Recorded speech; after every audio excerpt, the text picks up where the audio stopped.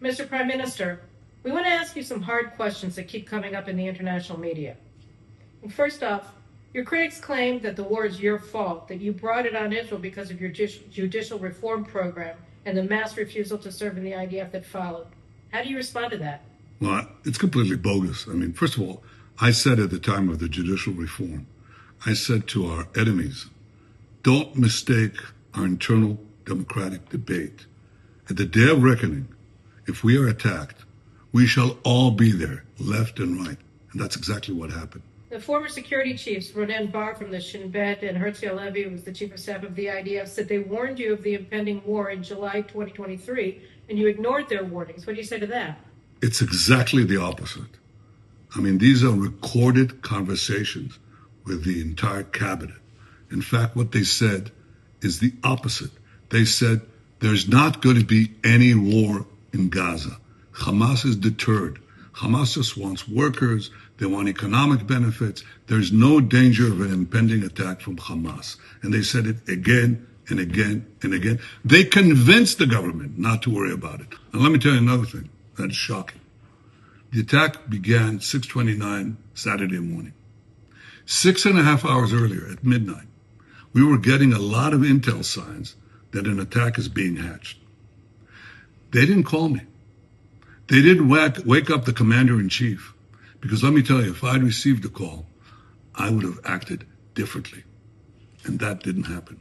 So it's completely opposite of what these security chiefs who are no longer with us are saying.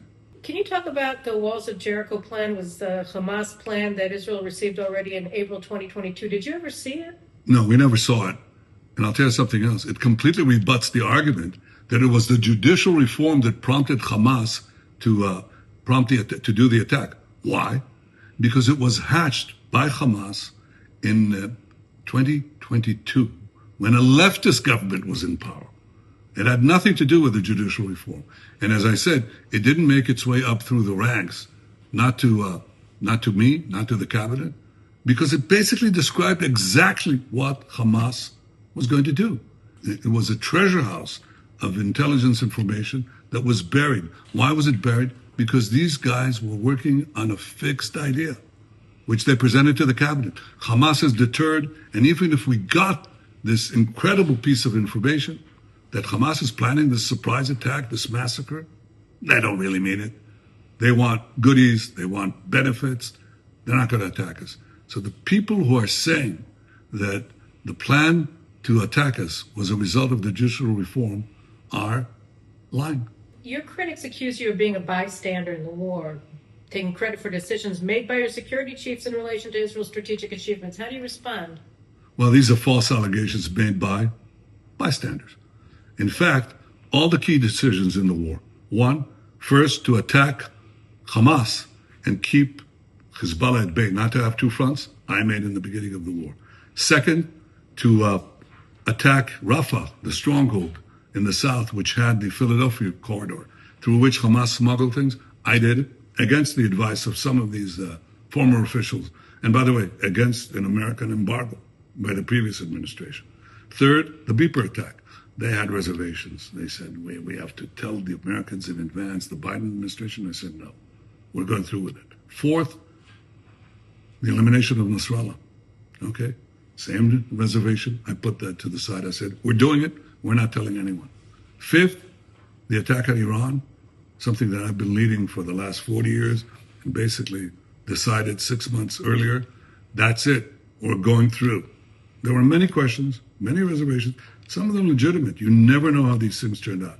But in all the key decisions of the war, there are a few more, I led them. They followed. I'm glad they did. They say that you let politics dictate your position on hostage deals. That's ridiculous. In fact, I made hostage deals against my political partners in the coalition. Some of them voted against it and even bolted the government. Didn't faze me. I said, this is the right thing to do a good deal. But to do a bad deal, as some of these anonymous sources in the press are saying, that would have been totally irresponsible, because that would be a deal in which we would leave Gaza, allow Hamas to rearm, allow it to, as they vow, attack us again and again and again. No sane government would do it. I certainly didn't do it. And the results speak for themselves, because so far, we've released 205 out of 255 hostages. 148 of them are alive. We still have 50 to go. 20 are alive, 30 are deceased. I intend to get all of them. But let me tell you, the most senior former official in our security apparatus said on the first or second day of the war, he said, we have to get used to the idea. We're not going to see any of these hostages alive. Well, I thought otherwise. I thought that the forceful application of military pressure and diplomatic pressure would secure their release, and I intend to complete that plan. That's what I'm committed to. So these people are basically speaking nonsense.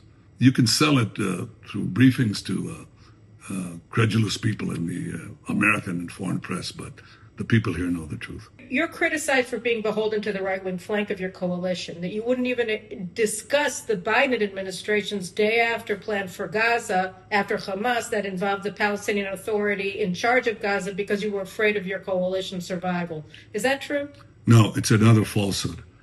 It's not my personal political survival that I'm concerned with, but with my country's survival and its future, because I've committed my life to securing the future of the one and only Jewish state. The idea that after we defeat Hamas, we'll put in there the Palestinian Authority that teaches its children that Israel has to be destroyed, that sets up kindergarten suicide camps, that names the squares for mass killers of Jews, that pays Palestinian prisoners, their families, based on the number of Jews they slay. It's called pay for slay. The more Jews you murder, the more you get paid. These people are going to be put in charge of Gaza. We'll have a repeat again and again and again. No, I want a real future for Gaza, for Gazans, for Israel. It has to be governed by people who do not seek the destruction of Israel and want to live in peace with us. That's what drives my decisions. And let me tell you something else.